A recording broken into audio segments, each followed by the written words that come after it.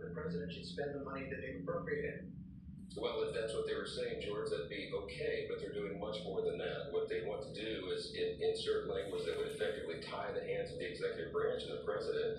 That would be unprecedented and I think unconstitutional. They wanted to, for example, one of the counteroffers was to have a minimum number of employees in every federal agency. I mean, we're just not going to do that, and I don't think we have the authority to do it, and the Democrats know that. So they were trying to apparently set us up for a shutdown situation, but we can't do that. We can't do that to the American people, and it's pretty shameful that it came to that. Mr. Speaker, thanks for your time this morning. Let's hear now from the House Democratic leader, Hackeem Jefferies. You just joined the Speaker there, Mr. Jefferies. What's your response to him saying you're making demands that are unprecedented to keep the government open?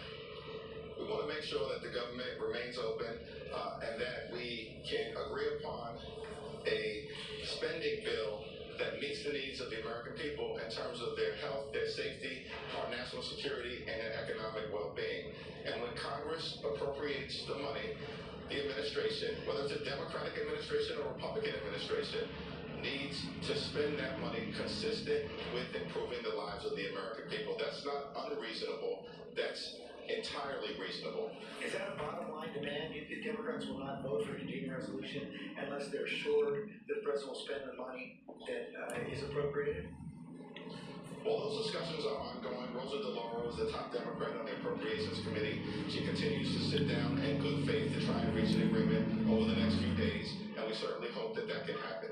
How about, were you comfortable with Al Green, Congressman Al Green, and his interrupting of the president and other moves you saw from the Democrats yesterday? You heard Speaker Johnson there say the Democrats were not showing decorum.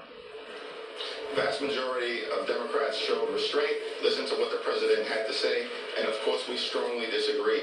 The biggest problem that I had with the speech is that there was nothing said, nothing laid out, nothing articulated by Donald Trump to meet the needs of the American people, particularly as it relates to the economy. Donald Trump promised to lower costs. In fact, he promised to lower costs on day one. We know that grocery prices aren't going down, they're going up. Inflation is going up, and the stock market is going down, which is hurting the retirement security of everyday Americans. You heard Speaker Johnson there. He said tariffs have worked in the past, they're going to work again.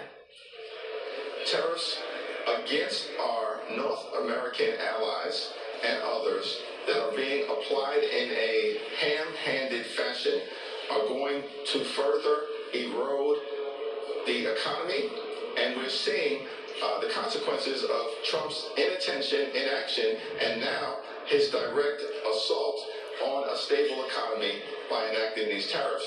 Costs are going to continue to go up, and the American people will be hurt. Did Democrats hear anything from the president last night that they can support? I was struggling to hear anything relative to what the president had to say in terms of bringing the country together. That was one of the most partisan and divisive speeches ever delivered by an American president, and that's unfortunate. We will continue to try to solve problems for everyday Americans. We want to make life better for every single American in every community, in every corner of this country.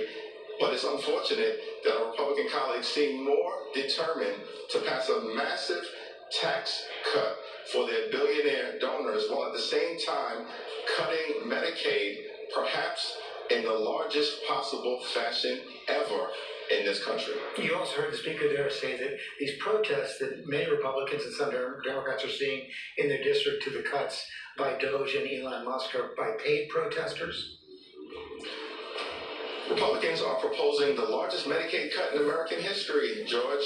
Children will be devastated. Families will be devastated. People with disabilities will be devastated. Seniors will be devastated.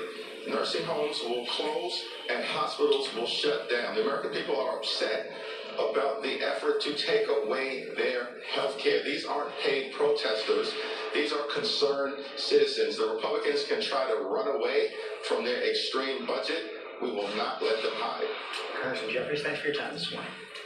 Hey, George, I really appreciate it. I think our viewers do too, that we, on both sides of the aisles, we heard from people, two men from both sides of the aisle. Can you bottom line it a little bit? Because I know there's a lot that was just said, and viewers at home are trying to digest it all, but can you... You're not going to see any cooperation between Democrats and Republicans on the big items the president Trump laid out last night. And the big question is going to be what I started with both leaders, whether the government actually stays open in the next couple of weeks, and that is coming fast. Yeah, what's the 14th? March 14th. All right, George, always appreciate your insight. Coming up on our GMA Morning Menu, Stranger Things star Millie Bobby Brown calling out some critics who commented on her appearance. Plus, Tori Johnson has special guests for Women's History Month. Women business owners with deals and steals on everything from tech to tea, starting at less than $5. Hello, seriously, some special guests. Hey, Lara. Hello. Is it me you're looking for? Or is it Lionel Richie and Luke Bryan and Carrie Underwood? Jesus, take the wheel! Because these three music superstars are here telling us about the premiere of American Idol and what new